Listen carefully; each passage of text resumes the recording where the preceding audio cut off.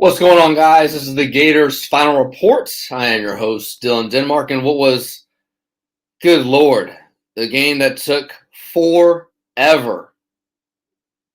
It was pretty much a recap. If you remember the game on Thanksgiving, the Cowboys-Raiders game, I had, 20-plus penalties. This Florida State game had that. My goodness. But Florida comes out with a victory 24-21. FSU has an opportunity to kick the onside kick and completely whiffs, and then that was the game. We're going to get a lot into what happened in the game today. And then obviously Dan Malone gets fired last Sunday. Napier looks like he's going to be the favorite to get the job. I guess that would be announced tomorrow or Monday. Shouldn't be announced any later than Monday. And but yeah, Florida goes bowling. In a game that both teams were fighting to looking for a shot to go bowling between Florida and Florida State with 5-6 records. As I can see you guys' comments rolling in. Always remember to give a thumbs up and subscribe to @The Voice of College Football's Mark Rogers YouTube channel. This is the Gator channel and the SEC channel, and we have postgame for FSU's channel. We have SEC channel content all day. Georgia, they have a postgame show after they beat Georgia Tech. Ohio State, many more. Just go to @The Voice of College Football, click featured, and you will be able to see all of that content. Okay, let's start here. I had zero idea what to expect from this game. The line opened up at Florida -10. This was Sunday. I thought there was no way Florida was going to win by 10, considering Dan Malone just got fired. He was pretty much their only play caller on offense. And it seemed like Emory Jones anything was going to change, and it didn't until he got pulled. And it looked like Anthony Richardson was going to play much, just like he had in the last couple of weeks. So I was going off that premise. And Florida State was playing pretty good football. They're playing pretty good defense the last couple of weeks. They beat Boston College last week 26-23, and they came back to beat Miami. So I was expecting Florida State to win, and then Monday comes, and apparently Emory Jones has an ankle injury. Now, what's funny about this is that the University of Florida never put out anything. Nobody on the staff put out anything. It was all rumors from third-party people from the media. And then you see right before the game that he goes out. He trots to the field. 3 interceptions later, he's not playing well. Pretty much the same issues he's had dating all the way back to early September when he couldn't make a read, or he thought about it too long and there's a guy open, and then he throws it right to a guy in the zone, or the guy's playing catch up, throws it right to him from the Florida Atlantic game. Those same issues happened today, and so that's another thing to talk about going forward, what will happen between Emory Jones and Anthony Richardson.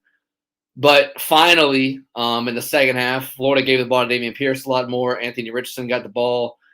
He took over play calls under center, and Florida finally started rolling in a game that looked like a lot in the air when it was still 7-7, which felt like 5 hours ago, when the second half took more than 2 hours to finish, which is absolutely ridiculous.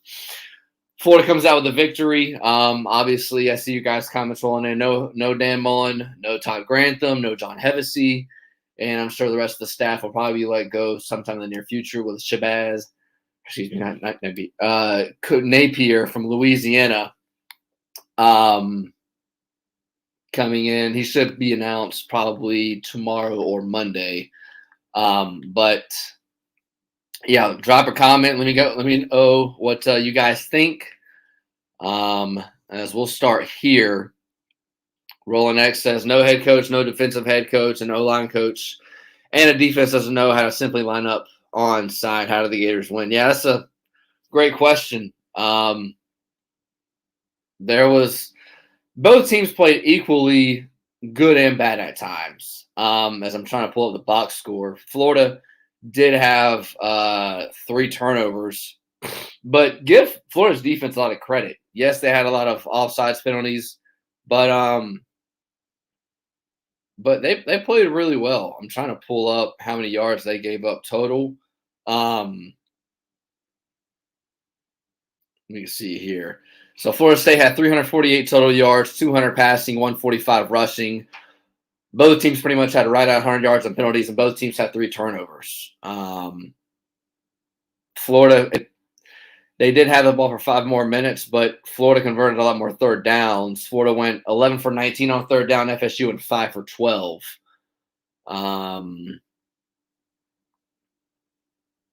So it's an interesting question because I mean it was both plays were sloppy, especially for Florida in the first half. I mean Florida State had multiple. I mean, geez, I'm looking at it now. The last 3 drives for Florida in the first half were interception, interception, interception, and obviously the last one was for Florida to go up into the half 14-7, and then Florida has a short field. They kick the field goal to go up 10-7. Florida goes 3 and out. But then remember what turned the game was special teams, and that muff punt turns to a touchdown, and Florida goes up 17-7. Then Florida gets another touchdown after an FSU interception, makes it 24-7. I think that was when Dameon Pierce went in after his helmet went off. That sparked the crowd. So I guess Florida being at home, I think Florida heard a lot of negative press all week, and I'm sure that played into it. But Florida comes out. They finished 6-6. Something I was thinking about earlier. Florida only had, even though they're 6-6, only one home loss. That home loss was to Alabama way back in week 3. Every other loss was away from home. The Georgia game, at Missouri, at LSU, at Kentucky. So at South Carolina was the other one. So Florida did its job at home. Just disappointing, especially from what Florida was expected to do beginning of the year. Especially also on top of the season they had as they finished last year. Colten Reed asked the question, I don't understand how we can move forward with Emory Jones as a starter from this team in any capacity. It's embarrassing at this point. Yeah, so I said this the middle of the season. I said this right after the Tennessee-Kentucky game. Only one of these guys is going to stay. It's either going to be Emory Jones or Anthony Richardson. Both of these guys will not be on the roster for Florida next year. With the transfer portal, both guys, they won't stay next year. And obviously for Florida, the answer has to be Anthony Richardson. So Napier, if he gets the job, he's expected to. Napier has to sit down with both Emory Jones and Anthony Richardson and, say, look, here's the deal. He can say, I haven't seen either one of you guys. You have open competition in spring. And then, base the decision off that and then go roll with the starter. And then he can sit down with will probably be Emory Jones and say, look, we're going to roll with Anthony Richardson. And, it's up to you what you want to do. If you want to stay, cool. If not, understand. I think that's one of the first things Napier has to do when it comes to Florida, if he gets the job, is sit down with both quarterbacks because, like you said, Colten, there's no way Emory Jones. I don't see, like you said, in any capacity how he can be the quarterback. He had multiple mistakes to start the year. That's fine, but the same mistakes continued week after week after week, and I think a lot of it too is just him overthinking. Football is a game, especially at the quarterback position, where you can't think. Football is read here, read there, make a play, make a reaction to what's been given to you, and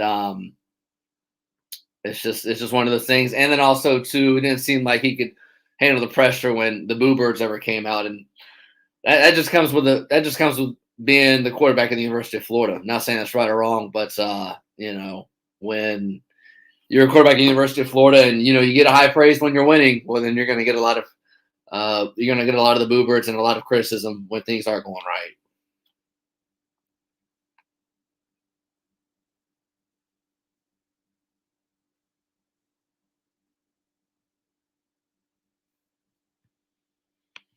Anthony drops the question or comment. At least team played with some pride today. Defense towards the end was sketchy, but we did what we had to do on all three phases of the ball. Yeah, the defense played really well. The stat sheet doesn't really show, but Florida got turnovers when they needed to. They capitalized on what was a turning point in the game on the muffed punt in the second half, and the first half was a long time ago, but it was only 7-7, and Emory Jones was driving before he throws the interception, and it looked like it was going to be a nail biter all the way through. And then that muff punt happens. Before that, Florida gets a field goal, so the muff punt, Florida gets a touchdown, makes it 17-7, and then Dameon Pierce. And it feels like a lot of the guys played with pride today, like you said. A lot of the seniors, you have to think you have 4-year seniors, your 5th-year seniors, and also your 6th-year seniors, the COVID guys. Zach Carter was one of them. Rick Wells, Dameon Pierce. Something an interesting fact. Dameon Pierce and Rick Wells lasted. Not Dameon Pierce. Malik Davis and Rick Wells were longer at Florida than Dan Mullen was. Rick Wells graduated in 2016 in high school from Raines High School in Jacksonville. And Malik Davis came to Florida in 2017 when McElwain was his last year. So, pretty easy to say that those guys have been at Florida for a long, long time. And so it was good to see those guys go out on the right foot at the Swamp. Brent Cox jumped 4 times. Yeah, he had 4 sacks, and there was a lot of penalties up front. Not a defensive lineman, as you can see, but I don't know how an offsides happens so many times throughout the course of a game. I know Travis did a good job of changing the snap count, but still, you would think after at least twice that wouldn't be an issue. But I don't know. I'm not going to make an excuse. A lot of coaching change, but still no reason to why there was so many penalties as there was today for really both teams. As I'm trying to see what Knox said in the post-game press. I don't think he's got to the podium yet. So AR needs to start in the bowl game, says 2 type central, and we can move on with Emory at quarterback. Yeah, I agree, and I think that's the pretty consensus, specifically with fans. And I think if you ask Florida fans, they would probably say the same thing. Emory Jones will probably hit the transfer portal. Now no coach has gotten the job yet, but it looks like it will be Napier. It should be announced tomorrow, Monday, and then I think both will sit down and talk with him. But we'll see. I think Emory Jones needs to hit the transfer portal because I don't think he is up to play SEC football, and I think Anthony Richardson is the generational quarterback and needs to play. As to your question about the bowl game, so Florida gets 15 practices. They'll probably get a bowl game, being 6-6, probably like the week before New Year's. I don't even know what bowl that would put them in. The Gator Bowl, any of those bowls that happen in Orlando or in Central Florida. Anthony Richardson should be the quarterback. And what should happen that Dan Mullen didn't do last year in preparing for Oklahoma was play all your young guys and see what you have for next year. As this is something that should have been happening the last couple of weeks after the debacle that happened against South Carolina. When your season was lost, as it was, you didn't have anything to play for. Obviously, the SEC East title was gone, and all you're playing for is just pretty much to become bowl eligible. Mullen, in my opinion, should have rolled with younger guys and see what he had. You saw, granted, there were injuries against South Carolina at the receiver position, but you saw Marcus Burke and what he was able to do. He made a lot of good plays, and I think that was about the only game where he got some serious production. First drive went 50 yards down the field. Burke also came into the Georgia game late. I don't think he had a catch. But guys like him, Austin Barber, who was the guy I played a little bit, both guys from Trinity Christian and Jacksonville. And see what you have for next year. Don't make the game a waste. And just because of what Florida, the expectations it had coming into the year, and almost beating Alabama, and thinking that was the team you had, and then before the wheels fell off. So, I think you need to play a lot of young guys, and reap the benefit of the bowl game if you're Florida and whoever they play and wherever that is. Probably be an ACC team that's 6-6. Let me see the ACC teams that are 6-6 right now, who Florida could potentially be playing. Boston College, Syracuse, if they win, I don't think they will today. North Carolina, that would be an interesting matchup. Florida, North Carolina. Virginia Tech, if they win, and then Virginia also. Those teams are at 6-5, 5-6. Potentially go 6-6. So we'll see how that goes. Bowl games come out next week because that's the time the college football playoff comes out, Sunday next week at noon. As there should be a lot of shakeup for the ranking Sunday. But yeah, I thought Florida played a lot. I thought Florida played a lot better than I thought they were going to today. Again, if you missed the show from the beginning, this is the Gators Final Report at the Voice of College Football. Make sure we check out all the channels at the Voice of College Football, whether it's the Gator channel after they beat Georgia Tech, whether it be Oklahoma, Florida State. They have coverage of the Florida State game on their side, the SEC channel, and so on and so forth. Make sure you check it out. Check out all the content all week, and today specifically with post-game shows. And Mark Rogers obviously always has this post-game show that lasts 2 to 3 hours every Saturday night, starting around 10:30. But this week, or coming in today, Mullen got let go Sunday. I didn't think Florida was going to pull the trigger on in midseason, not because people don't understand that Mullen was the only play caller on offense that called plays for Florida. Not saying what's right or wrong, but I didn't think Florida was going to pull that trigger because, who are you going to go with?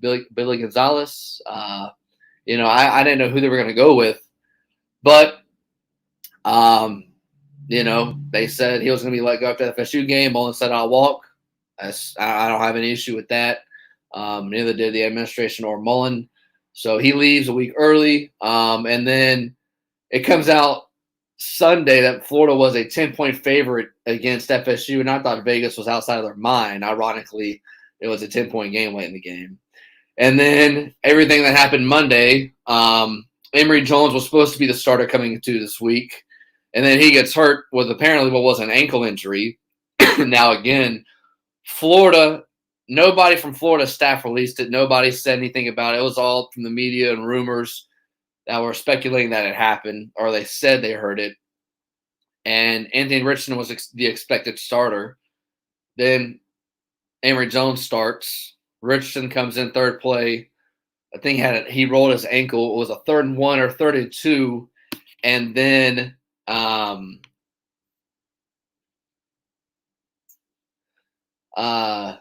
he gets hurt, so then he has to go to the sideline. And then Emory Jones plays the rest of the first half, doesn't play well. The last 3 drives in the first half all ended in an interception. The last one was in the end zone, which Whittemore was wide open, and then the DB trailed and made a play once Emory Jones saw that he was open just too little too late. But that'll probably be the bowl game. You still have the bowl game. Emory Jones will probably play the bowl game. I don't know how many opt-outs you would have. Probably, if I had to assume, be Elam and Carter. I mean, there's not a lot of guys that are projected to go high on like last year's team, before they played Oklahoma. So, that's a prime opportunity for a lot of young guys to play. But it was definitely a roller coaster season, all things considered. Florida finishes 6-6. They'll end in a bowl game. Whether it be, it'll be in the state of Florida. Don't know where or who they'll be playing. Probably an ACC team at 6-6. Right along with Florida. But you saw glimpses. You saw what the future can look like with Anthony Richardson. That's a positive. Granted, everybody wishes that he played more, but he should be the guy going forward. I don't have any dispute about that. Emory Jones, his time is probably up at Florida.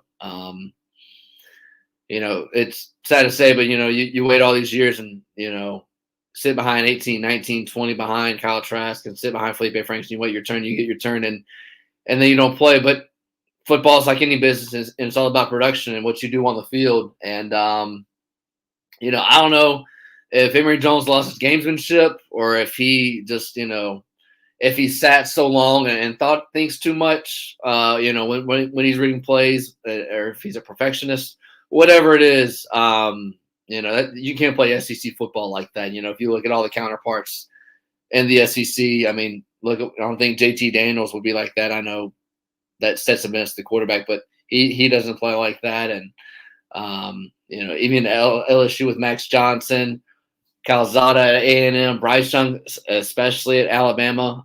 You can't play the quarterback position like that in the SEC with the best talent. So Anthony Richardson will be the guy. If he stays, hopefully, Florida faithful.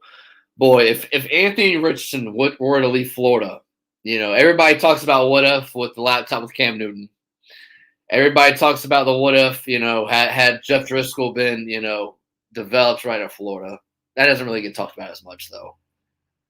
And then Will Grier, when he tested positive for PEDs, and what that could have been like. Because remember, Florida had just beaten Ole Miss, and when Ole Miss came to the Swamp as a top 5 team, and then it happened, and then Will Grier left Florida, never came back. Hopefully, for Florida, Anthony Richardson, that does not happen. I mean, how embarrassing would it be? Someone in your own backyard in Gainesville from Eastside High School to leave not only the state, but your own city, your own zip code. And, I mean, who's not to say that? I mean, wouldn't you guys think that every single team in college football, probably not named Alabama, would probably go after Anthony Richardson? I mean, think about it. He can start at LSU right away. He can start at FSU right away. He can start at Miami right away. I mean, I don't know if you want to go in the quarterback room with Georgia with Carson Beck, Bob Vandergriff. JT Daniels probably leaves at the end of this year. But, I mean, those are 4 and 5 star guys that have been in the system. That would be embarrassing for Florida if Anthony Richardson leaves Florida and then goes all the way to, a team that Florida would play every year and, running up numbers like Cam Newton did at Auburn or what Will Grier did at West Virginia.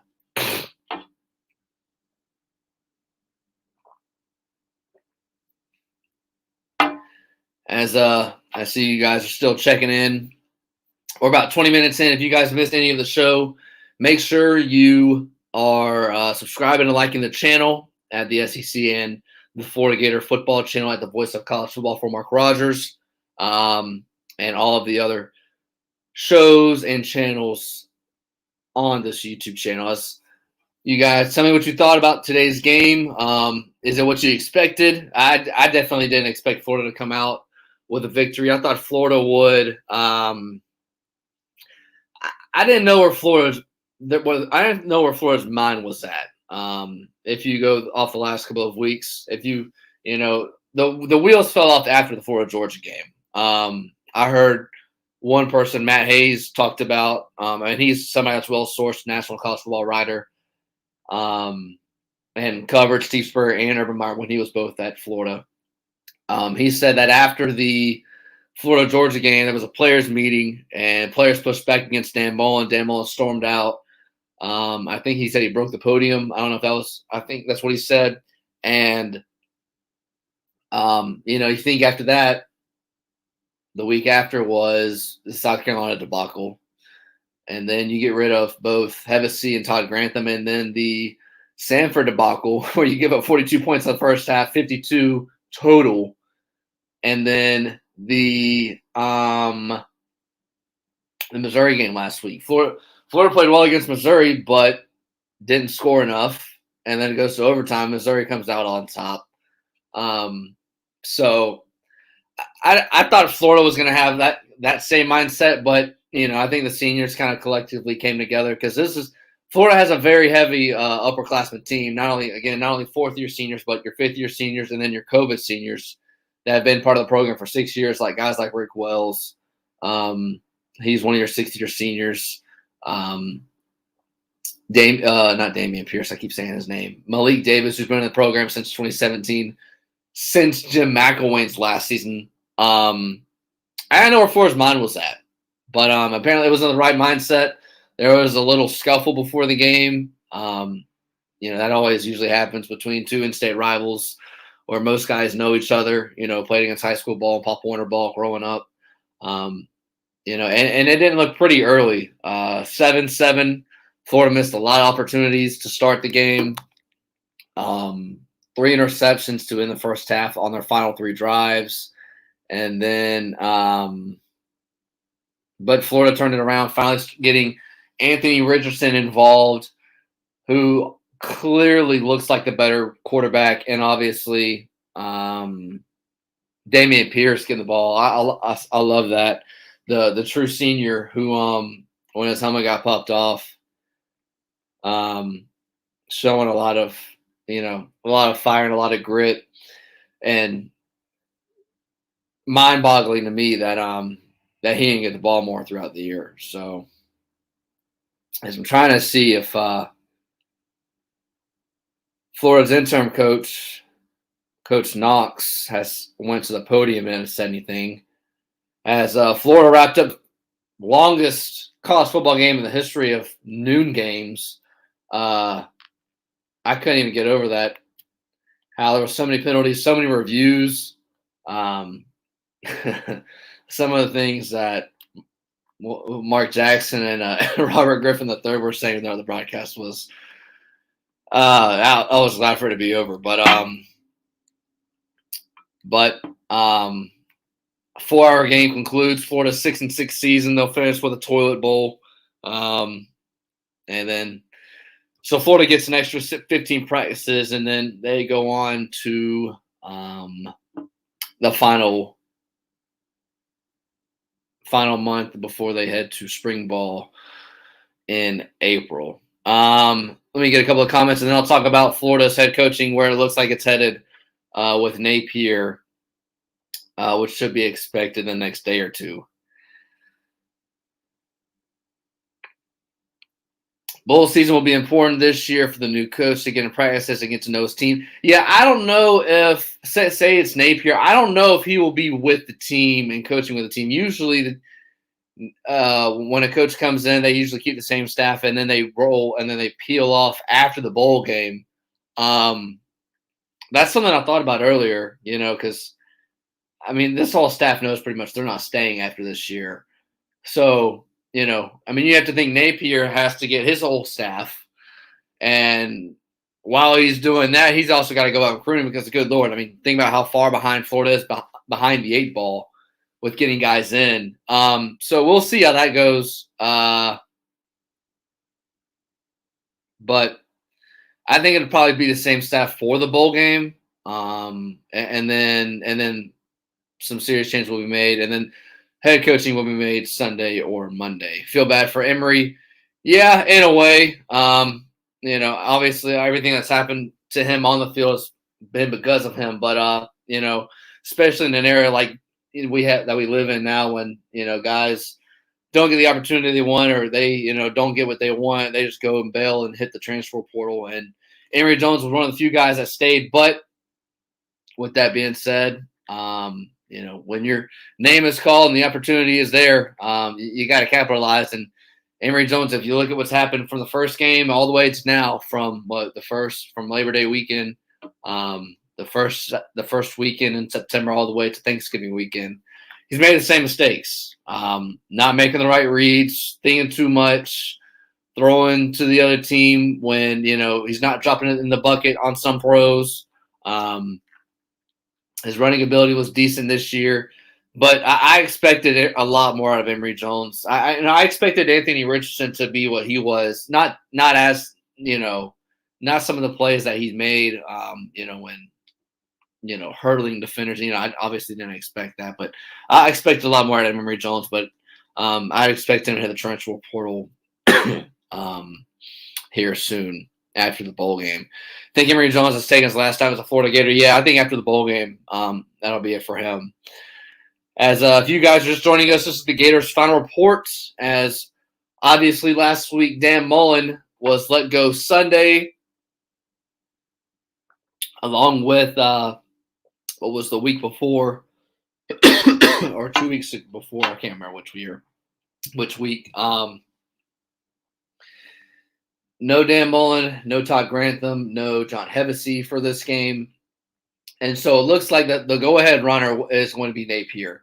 There was a lot of names being thrown around, discussed. Bob Stoops was the favorite that was thrown around. I don't see him coming out of the TV job soon.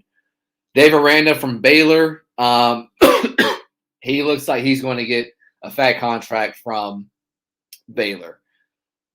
James Franklin was a name thrown around. I don't see, well, obviously it's now James Franklin. I didn't see James Franklin fitting at Florida. And also James Franklin's about to get a fat contract at Penn State. Mel Tucker, same situation. $95 million, 10 years. And all those buyouts are huge.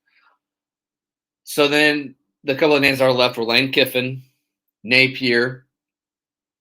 And there's another name I can't remember. But I thought it was going to be those two guys. And I didn't think it was going to be Lane Kiffin because he doesn't, not that he doesn't fit Florida's culture, but I don't think Scott Strickland would take a chance at him. When I say take a chance, I mean, I didn't think this is what's happened with Florida, what their last two head coaches and what they want from their next coach. And then, again, this is all from Matt Hayes, writer for Saturday Down South. I interned for him at 1010XL in Jacksonville at the radio station, which is the flagship station for the Gators. Florida doesn't want weird. Florida wants someone that is that is not quirky, is not awkward like Mullen or like McQuain. Someone that you can see and you can have a conversation with. Someone that is going to show up to basketball games and baseball games and softball games and not have any issues when it comes to off the field. McElwain with the death threats. That was weird. Mullen, how many times did he go in front of a podium when his personality wasn't good in front of a podium with a camera in front of him, and he would try to make that his personality, like you saw after Missouri's game last year when he came out with Darth Vader. That's not Dan Mullen. So in this next head coach, that's what they want. And then two, Florida wants stability. That's obvious. And then obviously you want someone that's going to hit the recruiting trail. And you see this in any business. When any business is poor at one thing and that whole staff leaves and you get another staff to come in and take over a business or a program, whatever that business did not do well, you want to fix that immediately. And right now that's recruiting. And Napier has had ties to Nick Saban and Dabo Swinney. And at Louisiana, I think I saw the stat said the last 20 years, Louisiana averaged like three to four wins a year. And right now he has them at 10-1. I also heard that Napier's turned down jobs similar to Florida. I think Auburn wanted him. He turned down that job. I think LSU has wanted him. I could be wrong on the LSU part. LSU wanted him possibly. I think he turned down that job, meaning he was waiting for the right fit for him to take over. Hugh Freeze was the other name. Thank you, Johnson. Napier's the guy. He doesn't seem like he's awkward. He looks like he's very involved with everything that's happened around the football program.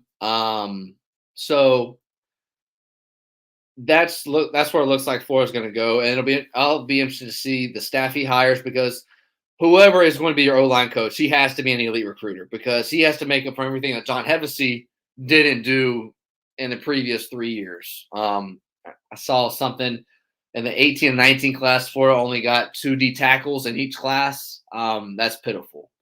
Right now, in the top 50 recruits in the state of Florida, Florida has 4 of them. That's inexcusable. That's not something that should be happening at the University of Florida. And it's not hard if you get the right guy to come in. And I'm not expecting instant success with Napier. You know, this roster does not have guys that can go blow for blow with Georgia, with A&M, with Alabama. And, you know, as I pull up Florida's 2022 schedule, I think Florida plays A&M, if I'm not mistaken. They open the season at Utah at home. Yeah, and Florida plays. So this is Florida's schedule next year. It's Utah, Kentucky, USF, all 3 at home, at Tennessee, and then Eastern Washington, Missouri, LSU, all at home, except for the Tennessee game. So the first half of your season before the Georgia game, Florida plays at home.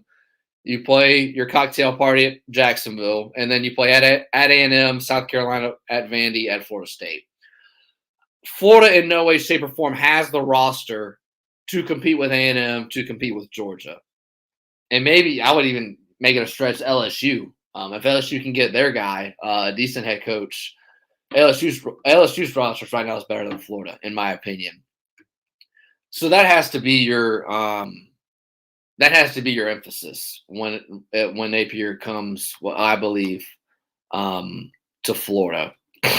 And also another thing with the coaching changes, there was as I see Palmer drops Keith Savage, there were a lot of players that were very outspoken that went to Twitter. I guess this was Sunday or Monday, and they wanted to keep Coach Savage. So we'll see if they keep him.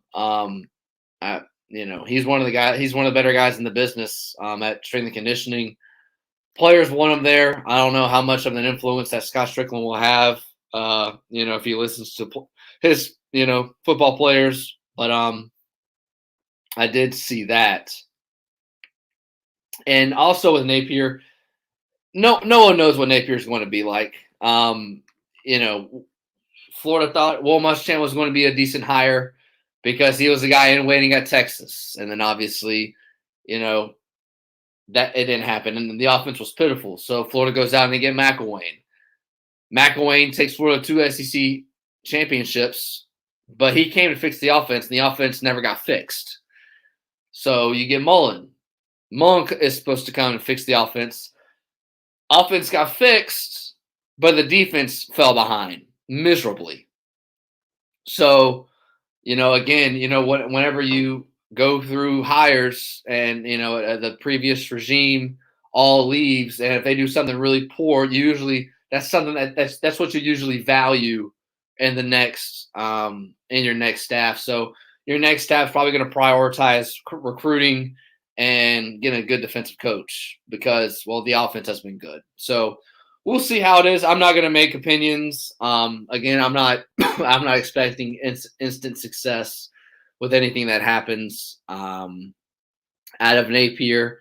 He's going to have to lay the foundation brick by brick because I think that this locker room has been lost since the end of last year after Florida lost to LSU with 50-something scholarship players, the Alabama game where you almost beat them, couldn't get off the field, and then obviously the Oklahoma game, and then everything that's happened pretty much after the Georgia game.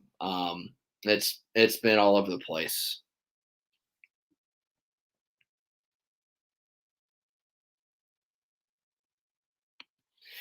Big win for us in the program, even though we have had a terrible season. And by our recruiting, this may help us for Florida for the next coach. I'm not going to buy into a lot of it. Yes, it is big in a sense that you beat your in-state rival because had Florida State beat Florida, I think Florida State they could use that as a recruiting pitch, knowing that where Florida is and Florida State is, Florida State's just now building their foundation, and Florida, people have them up here, and so I think that was good in that sense. But I'm not going to buy too much into it. It was good to see the grit that the guys came out with, because the last 3 weeks they didn't. How Florida played today, they didn't play with this energy the last 3 weeks against South Carolina, Missouri, and Sanford.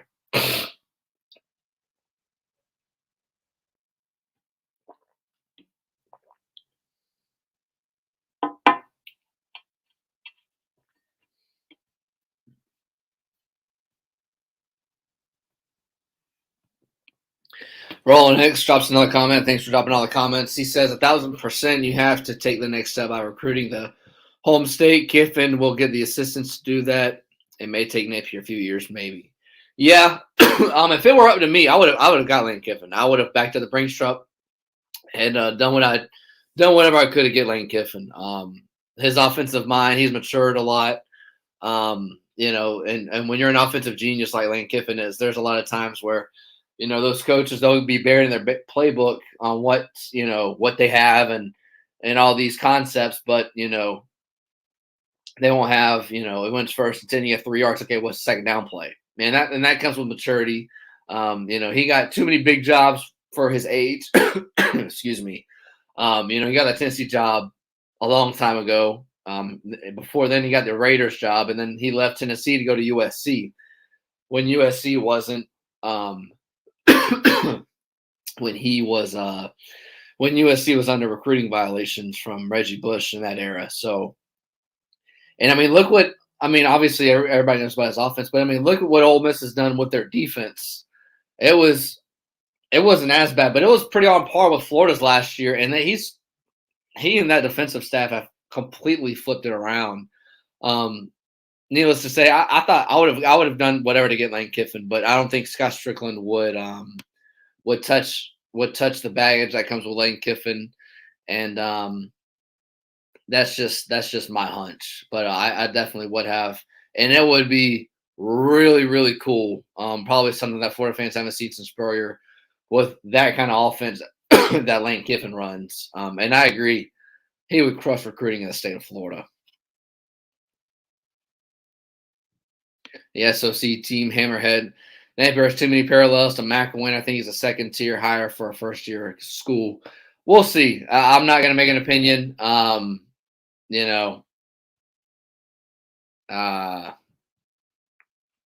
We thought Mullen was going to be the guy for a long time, and obviously that completely flipped. Napier's been a guy that is very level-headed.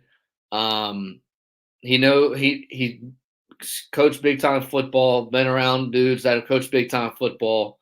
And he's waited for the right job for him. He's been offered a lot of other big time jobs. I know Auburn being one of them. And, we'll see. We'll see. I'm not going to make an opinion and say he's awful. Florida shouldn't have gotten him, or I'm not saying it's going to be it's a grand slam. It's a home run out of the park. He's definitely going to have to do a lot of work, and we'll see how good of a recruiter he is, because, you have about 3 weeks before signing day happens, and there's a ton of talent in the state around Gainesville. IMG, Jacksonville, Tampa. Pluck some guys away from Miami if you can, and see what you can do, because that's where it starts. If you want to start winning games, you got to have the right players. You got to start having 4 or 5 stars come through your program. And that's something that Florida lacked in their previous regime.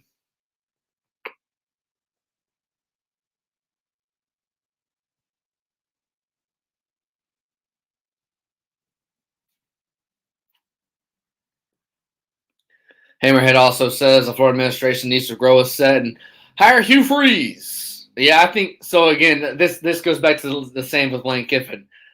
I don't have a problem with it, but I don't think Scott Strickland and some of the boosters would care to have him on staff. Florida wants normal. Florida wants, they don't want any baggage with anybody. They want a clean slate. They're tired of weird people that don't know how to talk to the media with like McElwain and like Mullen. And Napier seems like he's going to be that guy. So that looks like that's the route that Florida's chosen. Napier looks like the runaway go-ahead favorite to take the job, which should be Sunday or Monday, and we shall see. If you guys are just joining us, this is the Gators Final Report. I am your host, Dylan Denmark. Let me pull this up right here. You can follow me on Twitter at Dylan_Denmark. Make sure you guys are liking and subscribing to the channel and drop any comments that happened from the Florida Gator game today when Florida beat Florida State 24-21. Florida, depending when you got the number, barely covered the spread. It went down to 2.5. I saw it today at 3.5. Florida wins by 3. Those guys at Vegas always know something. And I had FSU plus 2.5. I didn't think Florida was going to show up to play at all. I thought Florida was going to show the same energy they had in the last 3 weeks. Obviously, I was wrong. But we're going to have a lot of change coming soon. I didn't know who was going to be calling plays because Dan Mullen was the only play caller. The offense seemed like it was well after Emory Jones had his 3 interceptions, and then Anthony Richardson came in. Damian Pierce got the ball a hell of a lot more, which has been lacking all season long. There was one game, I think, this year we had more than 8 carries, and I don't put a whole lot of stock into it, but I put a little bit in stock. Pro Football Focus rates every college football running back, and Damian Pierce was the highest rated running back in college football. Think about that. What was considered the highest rated college football running back didn't even have 10 plus carries in the game all year. I think maybe once. I don't even know how many he had today, but Pierce finished with 12 carries, 62 yards on touchdown. There you go. So, and that was good to see him leave on a high note. Especially, I think he was pretty much a waste of talent this year. Somebody that should have played a lot more that the coaching staff didn't use. And that'll be a guy like you've seen from a lot of Florida players in the last decade go to the NFL and absolutely ball out and then play to their fullest potential at Florida. That's where I think Pierce's future is going to be.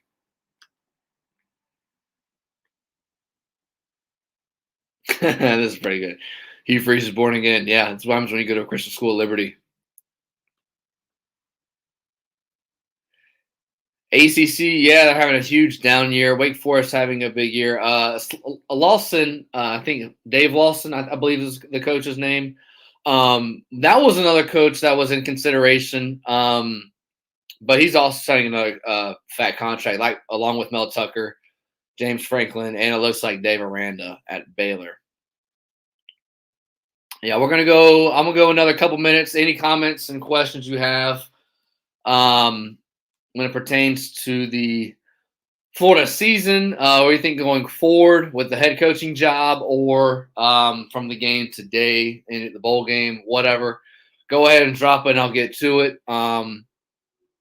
This is the Gators Final Report at the Voice of College Football. Make sure we're liking and subscribing to all of the channels. And thank you guys for watching all year long. It's been a blast coming on here after every game. Hasn't been the season that Florida expected it was going to have. Because, boy, we got a lot of views after some of those games. We had like 5,000 views after the South Carolina game. The Alabama game, we had a lot. And thank you guys for the support on this channel. You think he would have played better? Talking about Emory Jones. Yeah, I thought Emory Jones was going to have I thought he was going to have a really, really good year. If you go back to what Mullen said at media days, Dan Mullen, he said Emory Jones had a rocket arm. Emory Jones never, in my opinion, showed that rocket arm, at least consistently. It was, like one 50-yard play against South Carolina. I'm trying to think of when he threw the ball more than 20 yards at any point this season. My mind's drawing a blank. The Alabama game, he didn't really throw the ball deep. When he did, it was to Copeland. There was pass interference calls. Obviously, it didn't happen. Sanford game, I'm not going to take that in consideration. He didn't play the Georgia game. And there was glimpses that you saw a couple of weeks, in his first 3 years when he wasn't starting, but you were like, there's a lot of potential here. Um, and it just never happened. What surprises me the most is that when Emory Jones, when he came in against Auburn in 2019, and if you remember, Auburn before LSU got hot in November in 2019, before they won the national title, Auburn had the best defense in the country, not just the SEC. Auburn had a lethal defensive front with Derek Brown and Davidson, and they had nice corners on the outside. They weren't the best, but they were the fastest probably corners in 2019. And if you remember in that second quarter, I think it was, Kyle Trask gets hurt. What looks like he looked like his knee was done. And Emory Jones comes in, goes down the field, kicks a crucial field goal. But Florida's offense, it didn't seem like there was much of a drop after Kyle Trask went out. And that's what I expected from Emory Jones, obviously, to a higher step. And it just never happened. I don't know if everything was just he overthinks everything. I don't know if he's lost his gamesmanship. But hey, he thinks way too much when he's in the pocket. Reading coverages, thinking too much, holding the ball for too long.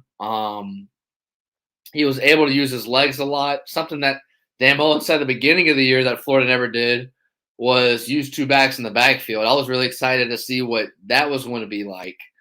I think Mullen only did it like a few times in the first 3 games and like never touched it. I don't know if it just never executed in practice like it did in camp, which wouldn't make sense.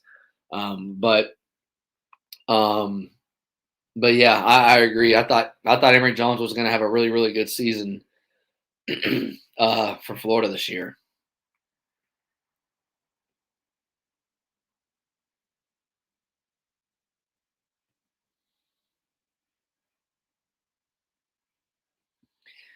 As we're about to wrap this up at the Voice of College Football, the Gators final report. If you guys missed any of the show, make sure you are you can archive it at the SEC or the Florida Gator channel. You guys can follow me on Twitter here at Dylan_Denmark. As if you guys have any comments, any last questions, I'll get to them. And then before I get out of here, it's 5 o'clock.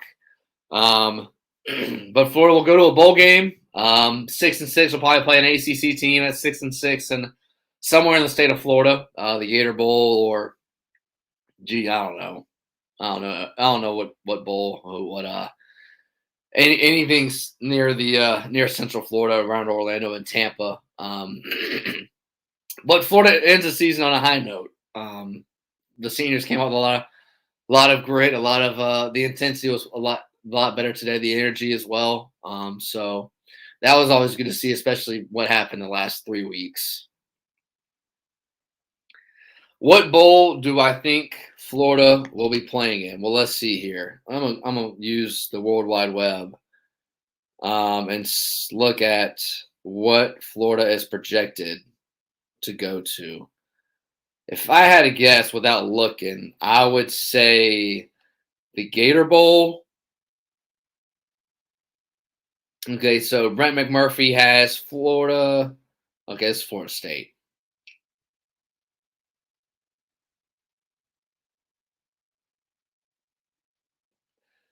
One says the Gasparilla Bowl with Florida playing Tulsa.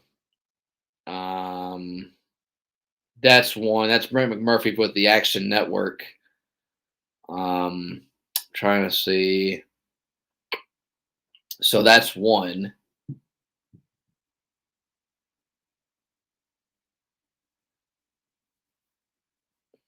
The Birmingham Bowl. Oh, this will be a good one. The Birmingham Bowl projected Florida to play UCF. That game would be December 28th. The Mayo Bowl against Virginia, a rematch from the Orange Bowl a couple years ago. The Gasparilla Bowl against Miami. The AutoZone Liberty Bowl, and Florida played Texas Tech.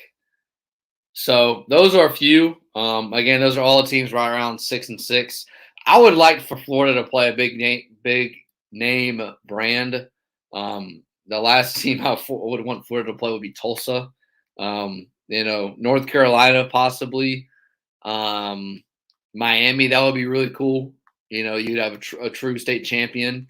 Although I don't, even though Florida State and Miami played pitiful football all year long. I think they're too good for an Outback Bowl. But it'd probably be one of those bowl games that Florida will go to. And so that'll do it. The Gators final report. I'm your host, Dylan Denmark. Thank you guys for watching. Make sure to subscribe and like the channel. You guys have a great weekend. Florida comes out on top and is bowl eligible 24-21 over FSU. Florida only ends the season with one home loss. Every other loss pretty much was away from home. Wasn't the season that Florida expected, but it is what it is. Dan Mullen's let go. Napier should be getting the job. He's a runaway favorite. Should be announced either tomorrow or Monday. And then from there, you're going to be hitting the recruiting trail and getting as many guys as you can because signing days in 3 weeks. And you got a lot of catching up to do. Not a lot of guys on this team that can go toe-to-toe with the Georges and the A&Ms, teams you're going to be playing next year. And getting ready for spring ball and then Utah, week 1 next season. So that's it for me. For me, Dylan Denmark at the Gators Final Report. You guys have a great weekend, and I'll see you after the bowl game.